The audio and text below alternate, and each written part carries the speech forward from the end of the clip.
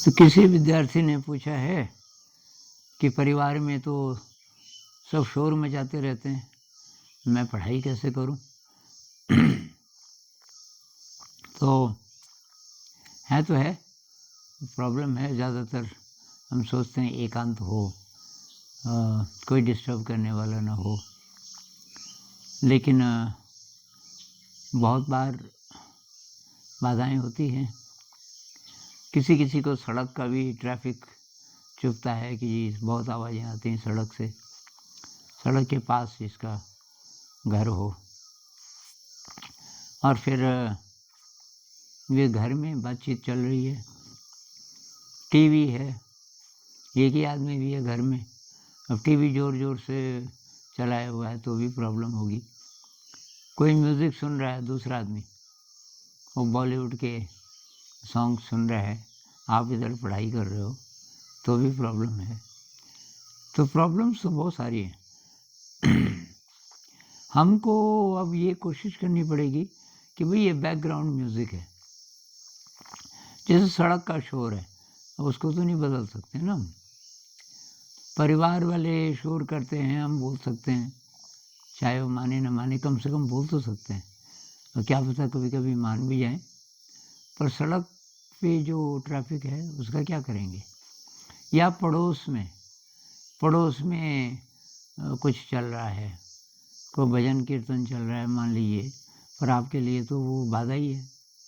बारात आ गई और पड़ोस में कहीं पे वो है, मतलब बारात का शोर चल रहा है, तब क्या करेंगे? तो हर स्थिति में हमको ये कोशिश करनी है कि भाई कैसे करके जो आसपास चल रहा है उसका असर हम पे कम से कम हो। तो एक टेक्निक ये हो सकती है कि आप ये जो नोट्स हैं जो आप याद कर रहे हैं उसको अपनी आवाज़ में रिकॉर्ड कर लें। अब आजकल तो ये फ़ोन भी होते हैं, मोबाइल फ़ोन, तो इस पे रिकॉर्ड कर दीजिए बहुत सारी चीज़ें। और ऐसे टाइम पे जब आसपास शोर हो रहा है वो कान पे लगा दीजिए, दोनों कानों पे, तो बाहर का शोर तब नहीं आता, और आप अपनी ही चीज़ को सुन रहे हैं जो आपको पढ़ाई करनी थी। तो ये एक टेक्निक ये भी हो सकती है। और इसी टेक्निक का बल्कि आप उपयोग सोते समय भी कर सकते हो।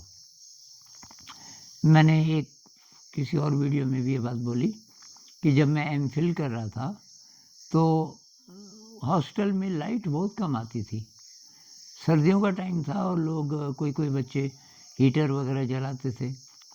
अब 100 से ज़्यादा बच्चे हैं, बहुत बड़ा हॉस्टल है, तो उसमें से 15-20 भी हीटर चलाएंगे तो बल्ब पे तो तब रोशनी बहुत कम आती थी, तो उसमें मैं पढ़ नहीं पाता था, मच्छर भी थे।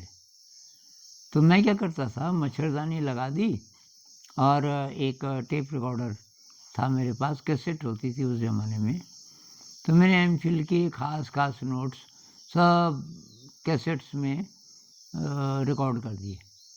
अब मैं क्या करूं कि मच्छरदानी के अंदर ले लूं रिकॉर्ड प्लेयर को और उसको लगा दूं, और वही टाइम शाम का खतरे का टाइम होता था कि कोई अड़ोसी पड़ोसी आ गए गप मारने, और वो देखते थे लाइट तो ऑफ है, तो लाइट लूट में ऑफ कर देता था मच्छरदानी के अंदर, और वो आवाज़ काफ़ी कम, जो रिकॉर्डेड आवाज़ है वो बाहर तक नहीं जाती थी।